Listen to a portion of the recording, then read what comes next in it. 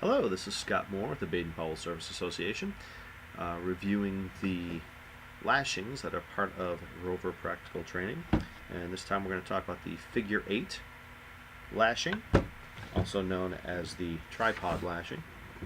This is for joining together 3 spars, or theoretically you could even do it with more. 3 spars to make something like a tripod. So not necessarily easy to see, but my top and bottom spar are roughly the same length.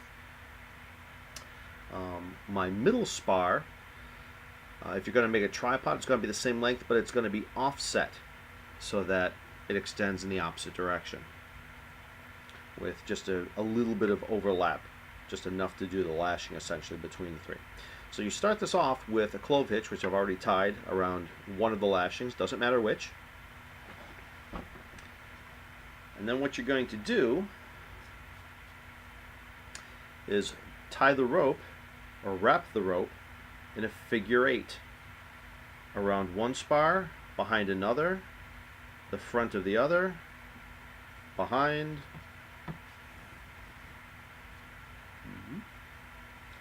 constantly pulling it tight with each wrap.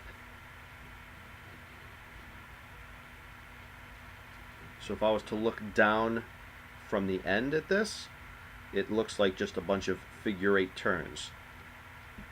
So I'm going around the spars.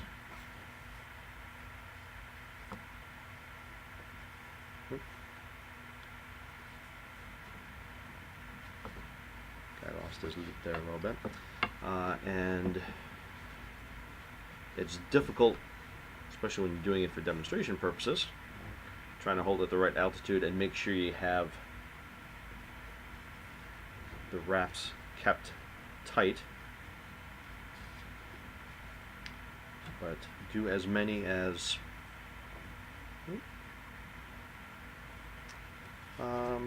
maybe 5 to 7.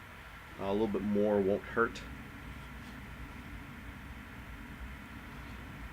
Once you've got them wrapped around, I think I lost one of the loops on one of my staves. There we go. So once you've got the ropes wrapped around all 3 of the staves several times, there's a view from the back and from the front. Once you've got a decent number of wraps and they're pulled fairly tight, next thing you want to do is frapping turns. So since my working end came out here, that's where I'm going to put my first frap. Remember, fraps are wraps around rope. So I'm not going around the staves anymore, I'm actually going around the rope. So 2 or 3 good fraps on each section of rope will probably be decent. Make sure you pull them tight each time.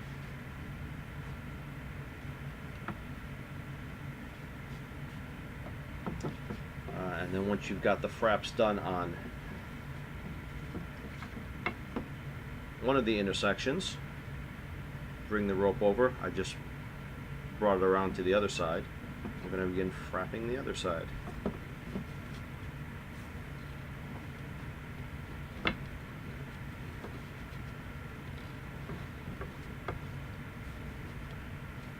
And then when you're done,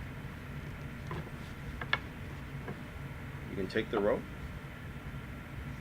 and, like a lot of lashings, you're going to finish this off with a clove hitch.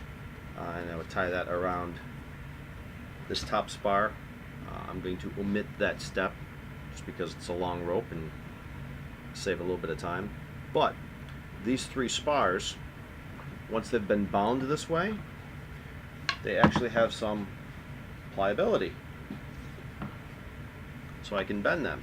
In this case, I can take these 3 legs, separate them out, and make a tripod. So if I want to hang something down from the middle, say over a fire to boil a pot of water or something like that, or I want something to rest on the tripod, it's an easy way of getting 3 legs to kind of work together. You can, because the lashings and the wraps are around the outside of the poles, you can adjust the poles if you want a little bit more or a little bit less sticking out at the very top. So if you need to slide the legs down to make them a little bit longer, or you want the top part of the poles to be extended a little bit so something can rest in the nook in between them, you can adjust it a little bit by sliding your spars within your lashing.